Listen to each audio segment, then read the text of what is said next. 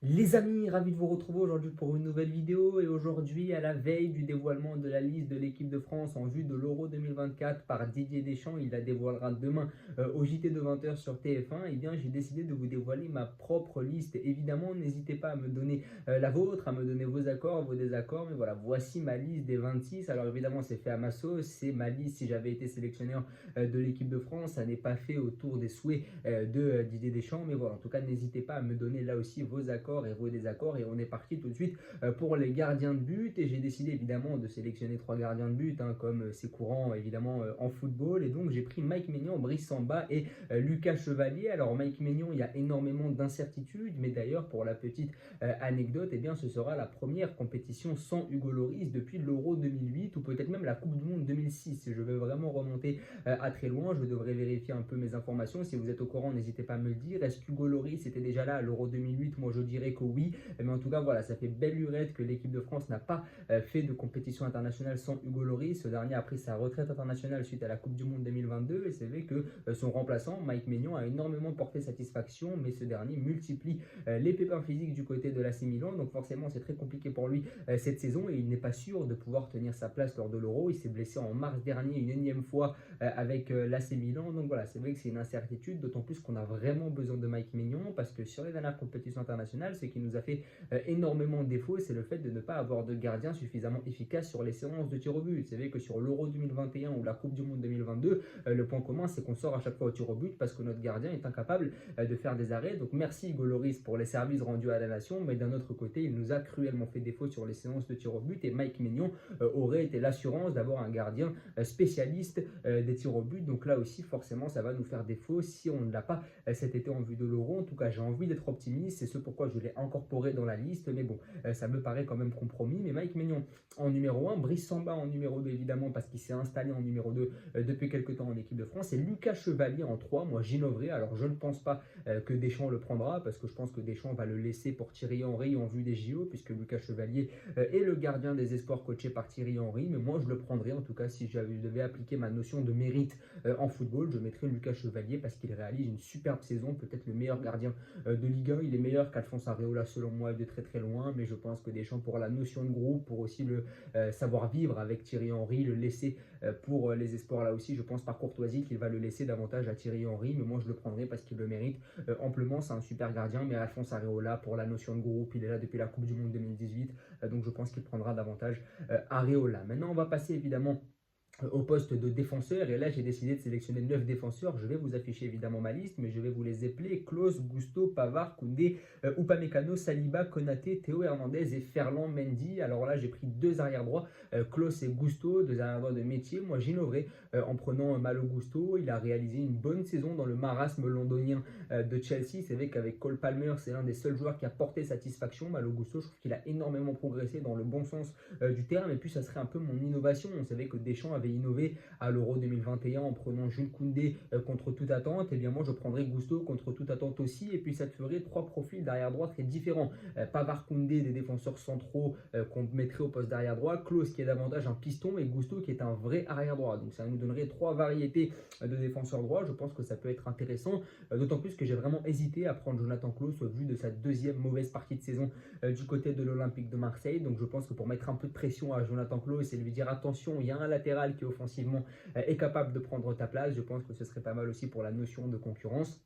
Donc Klose et Gusto au poste d'arrière droit. Je pense que cette équipe de l'équipe de France, elle est faite pour jouer dans une défense à 3. Tu as Jonathan Klose, tu as Théo Hernandez qui sont des mecs très offensifs, donc des pistons. Et puis tu as des mecs aussi qui ont l'habitude de jouer dans une défense à 3. Je pense à Benjamin Pavard qui joue dans une défense à 3 du côté de l'Inter Milan. Je pense à Saliba qui a déjà joué dans une défense à 3 du côté de l'Olympique de Marseille. Je pense que tu as vraiment des profils pour jouer dans une défense à 3. Je pense que ça ne sera pas le cas pour Didier Deschamps, mais moi je jouerai vraiment avec une défense à 3. C'est ce pourquoi j'ai pris Pavard et Koundé. Je mettrai en tant que titulaire Jonathan Klaus et puis j'installerai une défense à 3 avec Pavard titulaire dedans à l'image un peu de ce qu'il fait du côté de l'Inter Milan et puis derrière Koundé, Upamecano, Saliba. Je pense que Saliba et Konaté c'est mérité amplement, hein. Ce sont deux joueurs qui se sont vraiment imposés en Première Ligue cette saison. Jules Koundé pour la notion de groupe parce qu'il est là depuis quelques temps, même si ses performances au FC Barcelone laissent quelque peu à désirer, même si je trouve que contre le Paris Saint-Germain il avait été plutôt bon. Upamecano, même s'il est en perte de vitesse du côté du Bayern Munich, tu ne peux pas éluder qu'il a quand même énormément énormément apporté lors de la Coupe du Monde 2022. Et puis je prendrai Théo Hernandez, bien sûr, et Ferland Mendy, puisqu'en l'absence de Lucas Hernandez au poste d'arrière gauche, il faut un remplaçant. Je n'ai jamais compris pourquoi est-ce que Ferland Mendy avait été autant snobé par Didier Deschamps. Moi je le prendrais totalement, il est en finale de Ligue des Champions avec le Real Madrid. C'est un joueur qui réalise une super saison, qui est bien revenu de blessures aussi, puis défensivement c'est une garantie, parce que là où Théo Hernandez a énormément d'errements défensifs, et bien Ferland Mendy c'est quand même un joueur qui est très solide défensivement, l'un des rares latéraux mondiaux aujourd'hui solides défensivement. Ferland Mendy, il faut quand même le souligner. D'ailleurs je le mettrai dans ma catégorie des joueurs sous-cotés, Ferland Mendy, parce que c'est un joueur dont on ne parle pas énormément, mais qui s'impose du côté du Real Madrid depuis des années comme un incontournable. Donc voilà, c'est vraiment là mes 9 défenseurs. J'ai pris beaucoup de centraux parce que je compte jouer dans une défense à 3, parce que je pense que tu as des profils pour jouer dans une défense à 3. La nouveauté avec Malo Gusto pour récompenser la jeunesse là aussi, et puis des mecs qui sont là depuis quelques temps là aussi, même s'ils sont en perte de vitesse. Je pense à Upamecano, Koundé, certes ils sont moins bons ces derniers temps, mais ils sont quand même dans le groupe depuis pas mal de temps là aussi, et puis tu peux pas innover tout le temps. On va maintenant passer au poste de milieu de terrain, et là aussi j'ai décidé de prendre 7 milieux de terrain. Voici mes milieux: Tchouaméni, Rabiot, Fofana, Kamavinga, Zahir Emery, Griezmann et Verretou. Je n'ai pas pris Guendouzi, je trouve qu'il est quelque peu en perte de vitesse du côté de la Lazio, mais d'un autre côté il n'y a pas énormément de milieux de terrain. C'est ce dont je me suis rendu compte en faisant la liste. Quand tu veux sélectionner 7 milieux de terrain, tu te retrouves rapidement pris au dépourvu, parce qu'il n'y en a pas tant que ça. En tout cas en milieu de terrain français, j'ai pensé un temps à Lesmelou, j'ai pensé aussi à Savanier, et puis je me suis dit bon, on va pas innover non plus à tous les points de vue. J'ai pensé à Bourigeaud également, qui réalise encore une bonne saison du côté de Rennes, mais j'ai décidé de ne pas vraiment innover. Je maintiens la stabilité. Verretou qui réalise une superbe saison dans le marasme marseillais, Gusto réalise une bonne saison dans le marasme londonien, mais que dire de Verretou du côté de l'Olympique de Marseille, qui porte l'Olympique de Marseille, ou en tout cas le milieu de l'Olympique de Marseille, à bout de bras depuis quelques mois. Alors là aussi tu as les titulaires, Tchouaméni, Rabiot, Griezmann, ce seront les 3 milieux de terrain. Griezmann je ne l'ai pas mis au poste d'attaquant parce que tu as quand même un vivier offensif suffisamment conséquent pour ne pas avoir à le mettre, mais voilà, ce sera le milieu de terrain titulaire. Et puis derrière tu as les éventuels remplaçants, les habituels remplaçants avec Kamavinga, Fofana. J'ai décidé de prendre Zahir Emery, même s'il est en perte de vitesse ces derniers temps du côté du Paris Saint-Germain. Je pense que c'est un joueur que tu arriveras à incorporer, je pense que quand tu l'appelleras il sera là pour toi. C'est un joueur de collectif, de devoir là aussi, Zahir Emery, donc je pense qu'en sortie de banc il peut faire du bien. Et puis c'est un joueur polyvalent, si un arrière droit se pète, si un arrière gauche se pète, il peut remplacer aussi. C'est ce pourquoi je l'ai sélectionné. Et puis là aussi il n'y a pas énormément de milieu de terrain. Kefren Thuram qui était venu l'année dernière par exemple, eh bien lui aussi est en perte de vitesse du côté de l'OGC Nice. Donc on se retrouve rapidement avec des joueurs qui sont novices en sélection, ou avec des joueurs qui sont en perte de vitesse depuis quelques temps. Donc voilà, ce sont mes 7 milieux de terrain. N'hésitez pas à me donner les vôtres là aussi, mais voilà, je trouve que Tchouaméni, Rabiot, Griezmann, ce seront les titulaires. Fofana, Kamavinga, c'est les super remplaçants, ils étaient déjà là à la Coupe du Monde 2022. Zahir Emery, le petit jeune qui a tiré son épingle du jeu sur les derniers mois, je le prendrai aussi.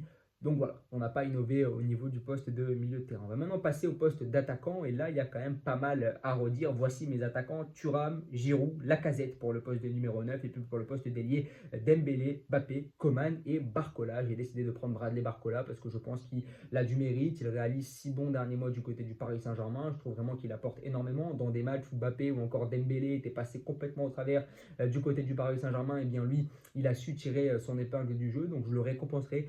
Bradley Barcola. Kingsley Coman, il y a une interrogation, il s'est blessé il y a un mois aux adducteurs avec le Bayern Munich, donc sera-t-il de la partie? On sait lui aussi qu'il a la santé fragile, qu'il avait déjà raté la Coupe du Monde 2018 à cause de ses nombreux pépins physiques. Donc voilà, moi Kingsley Coman évidemment je le prends, mais si il vient à être blessé, je ne sais pas qui je prendrai pour le remplacer. Peut-être Mathys Tel, je ne sais pas, j'y ai pensé. Peut-être Olysée aussi, qui réalise quand même de bons mois avec Crystal Palace ces derniers temps. Dembélé, Mbappé évidemment, Thuram, Giroud, et puis Lacazette. Je prendrai Lacazette et certainement pas Kolo Muani, puisque Kolo Muani réalise une très mauvaise saison du côté du Paris Saint-Germain, tandis que Lacazette surperforme du côté de Lyon. Il a énormément de mérite, et puis Lacazette il t'apporterait pas mal d'expérience. Il était en équipe de France il y a déjà 7-8 ans, il est plus revenu depuis 2017 et un but marqué à l'extérieur face à l'Allemagne. C'est l'un des rares joueurs d'ailleurs qui n'est plus revenu en sélection après pourtant avoir marqué un but sur son dernier match. Moi je prendrais Lacazette pour le récompenser d'avoir porté cette équipe de Lyon sur les 2 dernières années. Aussi un facteur expérience qui n'est pas à négliger aussi Lacazette, et puis c'est un profil de neuf qui est très différent de celui de Giroud ou encore Marcus Thuram, mais il t'apporte quand même autre chose, peut-être un peu plus de technique. Mais voilà, moi j'aime beaucoup Lacazette, et puis je ne prendrai pas Kolo Muani, même si je sais que Deschamps va prendre Kolo Muani pour la notion de groupe évidemment. Mais moi si on parle de mérite sportif, je ne peux pas concevoir le fait qu'on puisse prendre Randal Kolo Muani et non pas Alexandre Lacazette sur les derniers mois en tout cas. Il y a aussi Nkunku qui revient du côté de Chelsea, mais je pense qu'il va être un peu juste. On a parlé d'Olysée, mais lui aussi se réveille peut-être un peu trop tard. J'ai pensé à Akliouche de Monaco qui réalise quand même une bonne saison malgré tout sans crever l'écran, mais qui réalise une bonne saison. Thuram évidemment sera là, il a été bon avec l'équipe de France sur les derniers mois, il a fait une superbe saison du côté de l'Inter Milan. Giroud pour sa dernière avec l'équipe de France évidemment, lui qui va partir du côté des États-Unis. Kingsley Coman, l'interrogation évidemment puisqu'il est blessé encore, donc on ne sait pas s'il sera là. Barcola pour la nouveauté, donc il y a quand même pas mal de nouveautés aussi, hein. Gusto, Barcola, Chevalier. J'ai décidé un peu de piocher chez les espoirs de Thierry Henry parce qu'il y a de la qualité malgré tout, mais ce dont je me suis rendu compte en faisant cette liste, c'est qu'en fait le vivier français il n'est pas si large que ça, et entre les titulaires en puissance indiscutable de l'équipe de France et les jeunes joueurs de l'équipe de France Espoir qui n'ont pas encore éclos, il y a encore un gros fossé. C'est vrai que des mecs comme Akliouche, comme Cherki, c'est des mecs qui n'ont pas encore le niveau pour venir en équipe de France. Il y a aussi Désiré Doué par exemple, là où la jeunesse anglaise, la jeunesse allemande s'est imposée dans leurs sélections respectives, et bien notre jeunesse à nous, des espoirs, elle a encore du mal à s'imposer à cause de ce vivier très fort qui est impulsé par Didier Deschamps qui aime ce genre de stabilité. C'est vrai que Nagelsmann, par exemple, est beaucoup plus frivole du côté de l'Allemagne. Il a beaucoup plus tendance à appeler les jeunes, alors que Deschamps, lui, se cantonne à sa base très solide. Alors, les deux méthodes fonctionnent très bien, ça me va si on gagne l'Euro, évidemment. Mais voilà, n'hésitez pas en tout cas à me dire ce que vous avez pensé de ma liste des 26. Je vais vous l'afficher, bien sûr, à me donner la vôtre, à me donner vos accords, vos désaccords. Là aussi, on en débat. Donc voilà, n'hésitez pas à vous abonner, à liker et à partager. Merci beaucoup.